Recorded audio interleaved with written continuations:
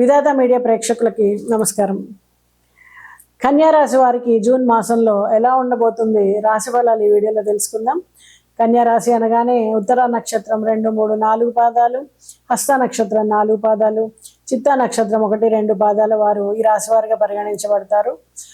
ఉత్తర నక్షత్రం అనగానే టో, పా, పి, అలాగే పూ, షా, నా, ఠా, పే, పో అనేటువంటి అక్షరాలకు కనుక మీ పేరు మొదలైనట్టయితే ఈ రాశి ఫలాలు మీకు కూడా వర్తిస్తాయి.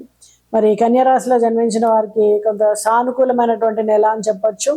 మీ బాధ్యతలను మీరు అర్థం చేసుకుని పూర్తిగా ఉద్యోగానికి అంకితం అవుతారు. దీని ద్వారా మంచి గుర్తింపు లభిస్తుంది. పైవా అధికారుల యొక్క అండదండలు, తోటి సహోద్యోగుల సహకారం అనేది మీకు ఉంటుంది. సో చక్కటి పనితీరుని మీరు కనబరుస్తారు. మంచి గుర్తింపు మీకు లభిస్తుంది.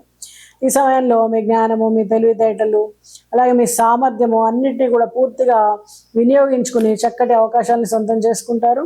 అలాగే నూతన ఉద్యోగ ప్రయత్నాలు చేస్తున్న వాళ్ళకి ఈ సమయంలో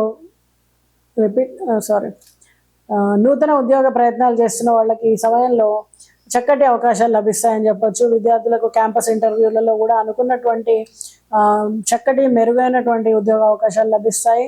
ఈ నెల విద్యార్థులకు కొంచెం రోలర్ కోస్టర్ లాగా ఉంటుందని చెప్పొచ్చు. మీరు కష్టపడి పనిచేస్తే చివరికి మీరు కోరుకున్న విధంగా విద్యాలయాల్లో విజయాన్ని సాధించగలుగుతారు. అలాగే కుటుంబ జీవితం ఈ నెల చాలా సాధారణంగా ఉంటుంది.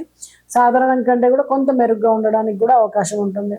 కుటుంబ సామర్థ్యం పెరుగుతుంది. అంతకుముందు మీ సంబంధాల్లో ఉన్నటువంటి దగ్గరతనము మరింత పెరగడానికి ఆస్కారం ఉంది. నిరంతరం సమస్యలు ఉండి చివరికి తొలగిపోయే అవకాశం ఉంది. కుటుంబ పరిస్థితులను నియంత్రించడానికి మీ శ్రద్ధని ప్రత్యేకంగా ఉపయోగించుకోవాల్సి ఉంటుంది.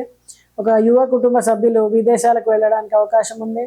మీ ప్రేమ సంబంధాలను పెద్దల యొక్క ఆశీర్వాదంతో మీరు పెళ్లి వరకు తీసుకొస్తారు. మీ జీవిత భాగస్వామి యొక్క ఆరోగ్యం క్షీణించడానికి అవకాశం ఉంది. వారి శ్రేయస్సును జాగ్రత్తగా చూసుకోండి. అలాగే అవసరమైనటువంటి విధంగా సహాయం అందించండి. ఎలా అయిందో ఏంటో అర్థం కాకుండా అనవసరమైనటువంటి ఖర్చులు పెట్టాల్సి వస్తుంది. ఆర్థిక పరమైనటువంటి ఒత్తిడి ఎక్కువ అవుతుంది. సంపద ప్రణాళికను చక్కగా మీరు చేసుకుని దాని రకంగా కనుక మీరు ఖర్చు పెట్టినట్టయితే లేదా నిపుణులను సంప్రదించి దాని ద్వారా మీరు కనుక చేసినట్టయితే ఖర్చు కొంతవరకు లాభపడడానికి ఆస్కారం ఉంటుంది. ఆరోగ్యపరంగా గమనించినట్టయితే ఎక్కువ హెచ్చుతగ్గులు ఉండే అవకాశం ఉంది. వాహన ప్రమాదాలు అవకాశం కనిపిస్తుంది. కాబట్టి సొంతంగా వాహనం నడిపేటప్పుడు చాలా అప్రమత్తంగా ఉండండి. అలాగే ఆరోగ్యం క్షీణించడానికి కూడా మీ ఆరోగ్యాన్ని మరింత జాగ్రత్తగా చూసుకోండి. కొంచెం క్షీణించడానికి అవకాశం ఉంది. నీరసం కానీ, చెవి నొప్పి కానీ, అలాగే చర్మ సంబంధ వ్యాధులు కానీ, కాళ్ళ పగుళ్ళు కానీ, దంత సమస్యలు కానీ, కంటి సమస్యలు కానీ ఇబ్బంది పెట్టడానికి ఎక్కువగా అవకాశం ఉంది. కొంచెం చురుగ్గా వ్యవహరించండి. పొద్దున్నే ఎండలోకి వెళ్ళడం కానీ, ధ్యానం కానీ, ప్రాణాయామం కానీ, యోగా లాంటి వాటిని ఆశ్రయించండి. దాని ద్వారా మంచి ఆరోగ్యాన్ని ఇంకా మరింతగా మెరుగుపరచుకోవడానికి అవకాశం ఉంటుంది. అలాగే కోర్టు కేసుల వలన ఇబ్బంది పడతారు. ఎంతకీ ఒక కొలిక్కి రాకుండా మళ్ళీ మీరు ఖర్చు పెట్టడం, తిరగడం అనేది విసుగొస్తుంది అనమాట. మీకు కోర్టు కేసుల వలన అనవసరంగా ఎవరితో అయినా గొడవ అవ్వడానికి కూడా ఆస్కారం ఉంది. కాబట్టి గట్టిగా మాట్లాడేటప్పుడు నోటిని కొంచెం కంట్రోల్లో పెట్టుకోండి. అనవసరమైన విషయాలకు జోలికి వెళ్ళడం వలన ఫ్యూచర్లో ఇంకొంచెం పెద్ద ఇబ్బందులు రావడానికి ఆస్కారం ఉంటుంది.